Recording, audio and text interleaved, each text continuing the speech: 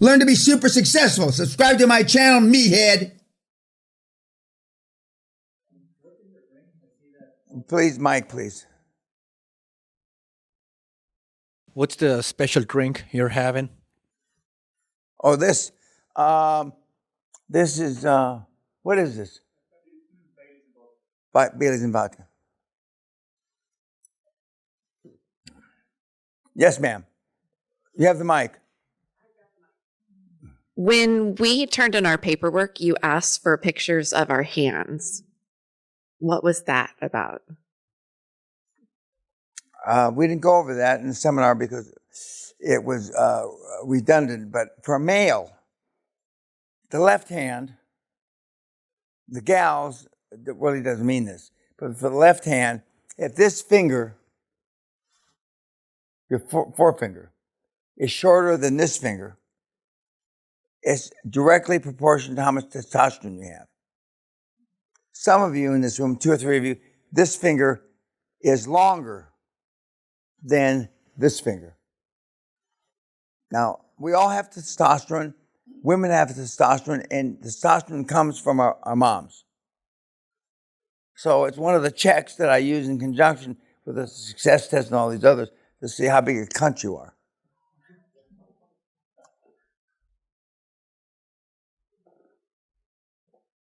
Now, you know, other than the boxing, and I'm glad it's back, if anybody sensed any testosterone in the audience, please tell me because I missed it.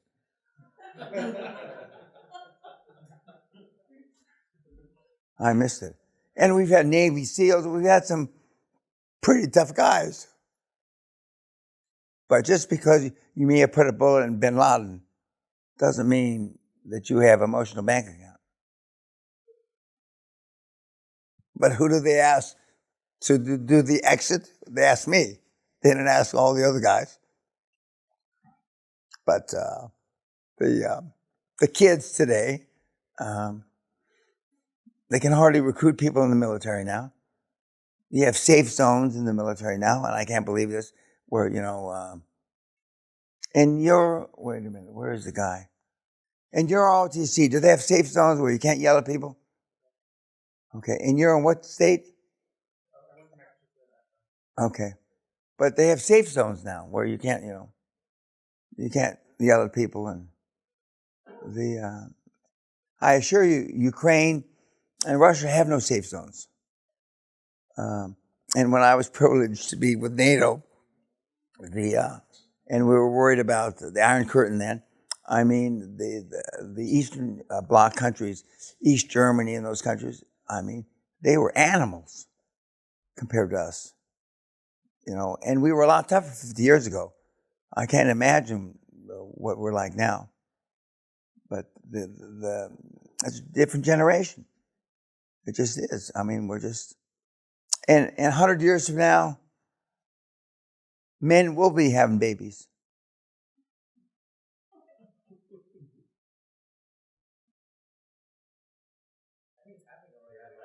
You're absolutely right. There are guys that are pregnant now. Are they all from Mexico? No.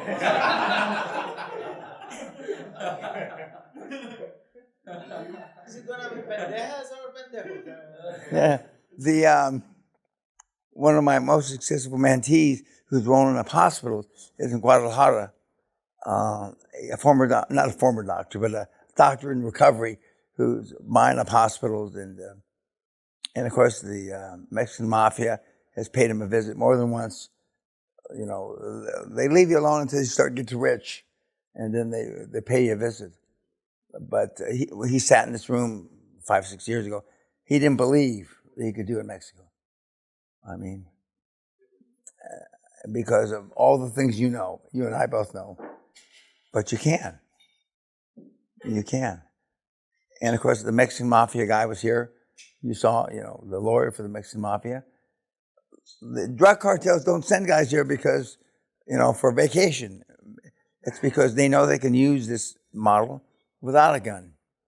This model is significantly more effective with a gun. When you put a gun in the mouth and you give them alternative that they can't refuse. Pardon? No, by the way, he lives in Mauritius. I forgot to tell you, the guy, he's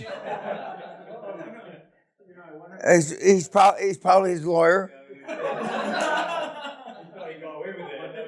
What did he say? What did he ask that he was saying about the backhand that Oh no! Well, I mean, no. I mean, backhanded corruption is prevalent from Mexico through Central America to South America, and for what? Oh, yeah, and they blame it on the Americans who allegedly started all this shit. I'm not sure I agree with that, but I mean we're doing roll-ups in Central America, South America. And Mexico. We just are. We're not doing as many, but we're doing, other than Ukraine and Russia, the roll-up model is currently prevalent everywhere. It was active in Ukraine until the war. But Russia, it hasn't, since they say, I don't know, they're blowing smoke up my ass. Nobody's rolled up shit in Russia since you did that. Now, I don't know if that's true or not. I have no idea. There's no proof. But I did do roll-ups in Russia. I did.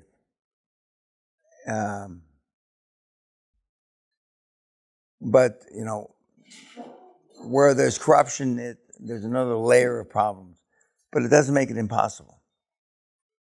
It doesn't. Other questions? Yes, sir. If you were gonna, or someone was gonna relocate for business, what's the best place you recommend today? The easiest is England. The second easiest is the United States. The third easiest is Canada. And then the Netherlands, Germany, and the free non-former Eastern Bloc countries in Europe, along with Australia.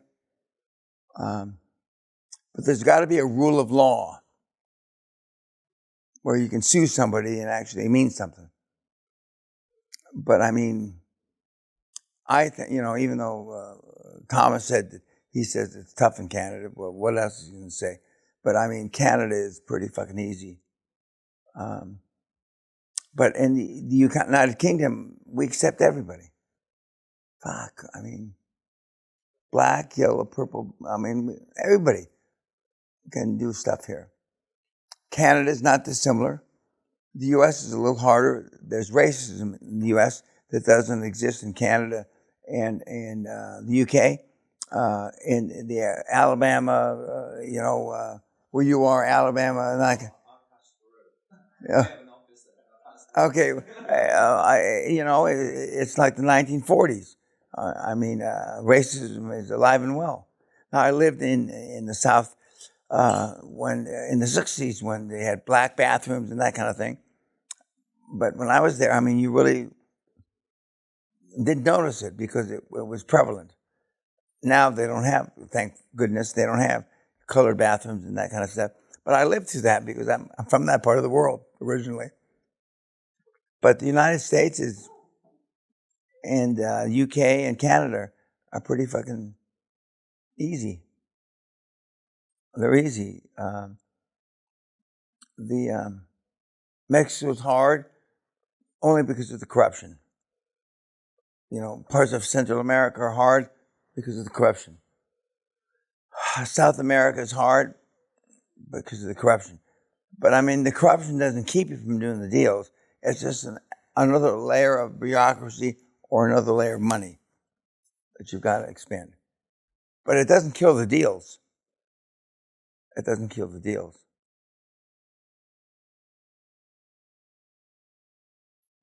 Yes.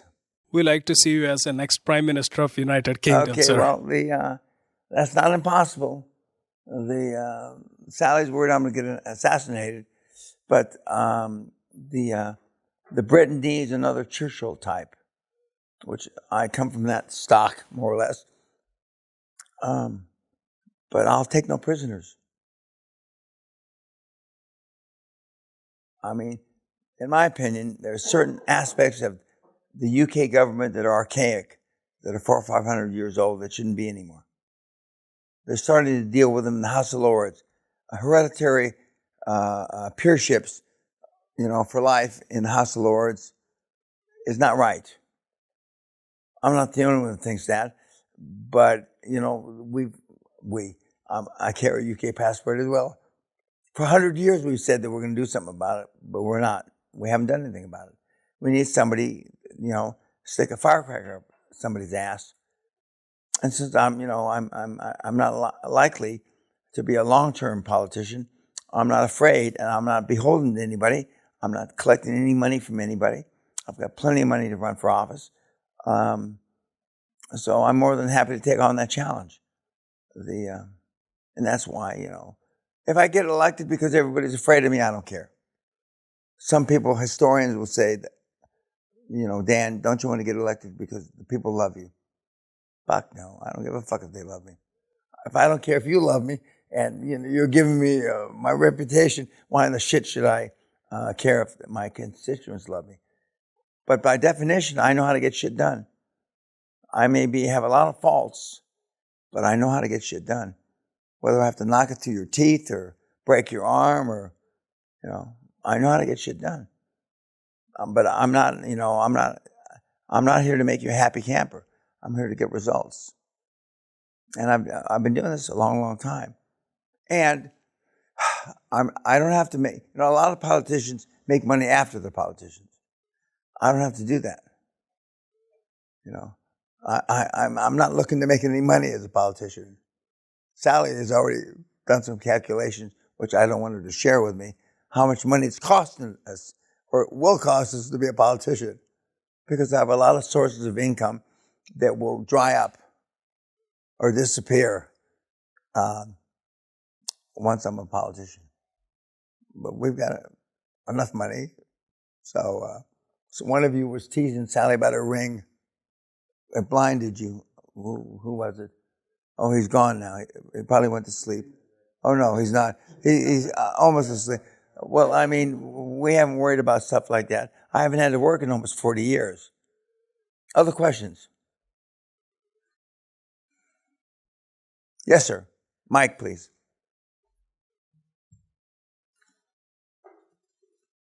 Really appreciate for your time this week. And thank you. For me, it's my honor to learn from you. Thank you. Thank you, sir. Thank you. When you go home and you're looking at your boxing endeavors, and I would totally discount negative comments because you were there and they weren't. But I liken it to when you go home and you're practicing QLA. You were here and you're you're affecting permanent, lasting change in your life.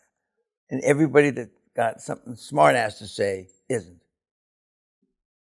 So it's not dissimilar to the people that are commenting about the kids that box that don't have nice things to say about your boxing and expertise or whatever.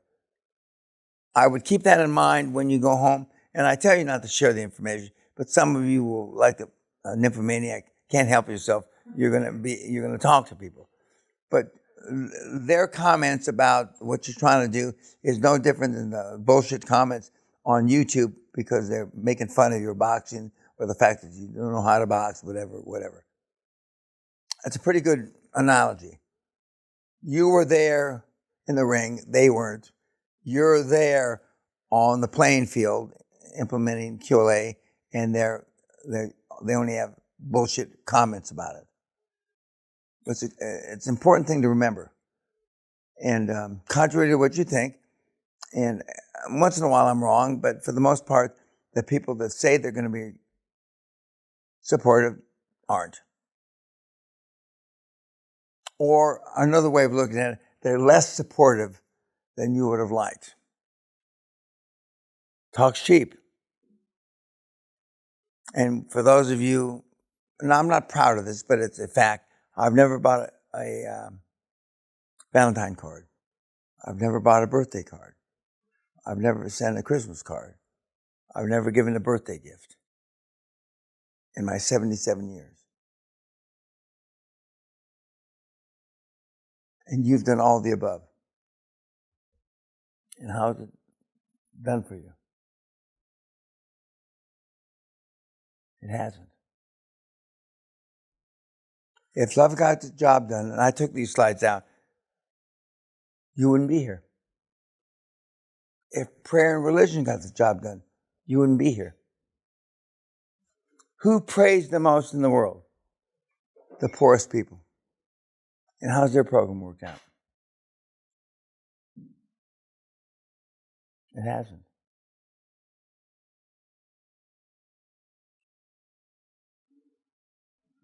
You know, life can be cruel or it can be terrific.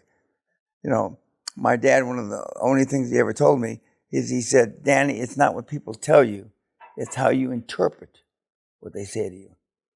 And it was magic. And our kids grew up that way. Our daughter grew up that way. And so people would say not unkind things, but it's how you interpret.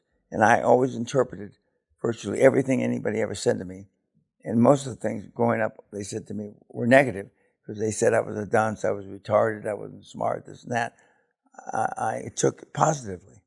I used to say, well, you know, I must be smarter than him, otherwise he wouldn't have told me that. And it's boded pretty well for me. And whereas most of you in this room are sensitive, you know. Although I poked the doctor around a little, I mean, with no malice, because, you know, she was a doctor and we were talking about your potential selling your business. But, I mean, you've got to consider the source. I used to have a world-class girlfriend named Sylvia Novato, and my family wanted me to marry her. She was from Spain, she was gorgeous, yada, yada, yada. And one of the things that she used to tell me when we were going out, this is before I went in the military, she says, they're jealous, Dan. You know, consider the source, what they say. But she was from a wealthy family in Spain, you know, well-educated, and so it was easy for her to say that. It wasn't so easy for me to say it. But consider the source when people have not complimentary things to say about you when you're out there with the QLA mantle. And contrary to what you think, and almost everybody in this room said they're going to be supportive of you. You don't have a fucking clue. I mean, what are they smoking? How can they be so stupid? How can they be so naive? Because most people are going to be jealous. Why are you at 38? Why are you at 50? Why are you at... And they'll be jealous. They won't say it that way. But the next holiday that's coming up is what? Well, Valentine's Day is not a holiday to me, but Easter for the Christians. And people go to Easter dinner with families, right? I think they do. I never did. Okay, but you're at Easter dinner and somebody says something not kind about what your new endeavors are. The easiest way is not to be there. And that's what I did, not be there. But I mean, some of you won't be able to help yourself. You'll go, and then so you'll be tempted to say something unkind back, which I don't agree with. It's easier not to be there. Not because I don't want you to say something unkind to them, but you rub elbows with poor people, it's easier to stay poor. So that's the reason I don't want you to be there. I don't really care if you tell me to fuck off when you're there, and some of you, you know, might. And I don't really care if, you know, Easter and Christmas and Thanksgiving or Hanukkah or whatever, these holidays you have trouble with, but I mean, it's just easier to avoid them. Okay, kids, I'm going to bed. Kat, are there any emergencies you need to tell me right now? Okay. And it hasn't been fun. I'd be a liar if I said it's fun.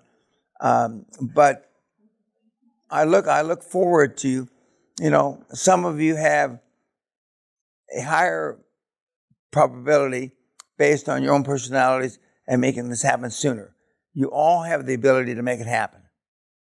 There's nobody in the room, even though I tease 2 or 3 of you a little more than others, there's nobody in the room that's not capable of making this happen. None. And so the race is who can get the first deal, who can make the first millions and hundreds of millions. And although we didn't show you, but 10 or 12 of the mentees, they've all, I don't need to tell, I don't need smoke blowing up my butt, that their all lives are different. Not just because Gabriel bought all this shit, that I pray that he stays on the rails. But it's fun going through that. It's fun being able to not worry about how much you spend. It's fun to go in a store and to be able to buy your girlfriend or your wife something you don't care about. I mean, vis-a-vis the bill. That's fun. Okay, kids, I will see you. Who's my first 11 tomorrow? Or 11:30? 11:30. Who's 12? Who's 12:30? Okay. Who's 1? That's why he was trying to get you a taxi. Take a deep breath. Okay. Who's 1:30? Who's 2? 1:30 is my last? Well, I can go back to sleep then. Okay.